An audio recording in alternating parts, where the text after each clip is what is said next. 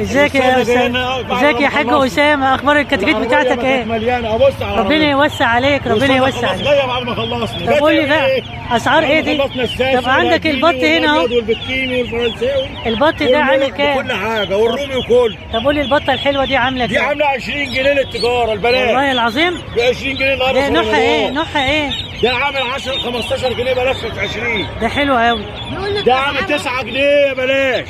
صحيح. احنا في رمضان بنضحي. جايب من الاخر مفيش اهو. حد يعرف يضحي، لا ناصر عامل ولا غير اوكازيون. يعرف يضحي طبعا. عامل اوكازيون اهوت الحاج اسامه الحلو. الناس تاكل كل سنه وانتم طيبين. انت بالصحه والسلامه. يا زازوق زي اللب ده عامل كام صغير قوي؟ وياكلوه زي لحم الغراب. بسم الله ما شاء الله كله تمام.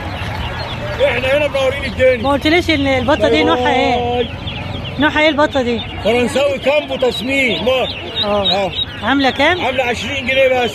حلو قوي. والاسمر بتاعها كان عامل 25 جنيه بس. حلو قوي قوي. الله ينور عليك. عليه العوض ومن العوض. الله يوسع عليك. البطه ب 20 جنيه. الله يوسع عليك. 20 الله جنيه يوسع. البطه.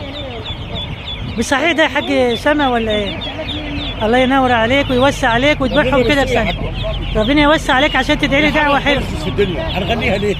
صح. بس لي كده وانا بتكلم يا حاج. ايوه عشان عيالي يشوفوني وينبسطوا بيا. ده بقى اصحابك. ربنا يوسع عليك يا حاج اسامه ويجعل وشي حلو عليك. بقى اصحابك يا حاج. ربنا يوسع انا عليك. سامع كلام بيتقال في الدغدغه كده.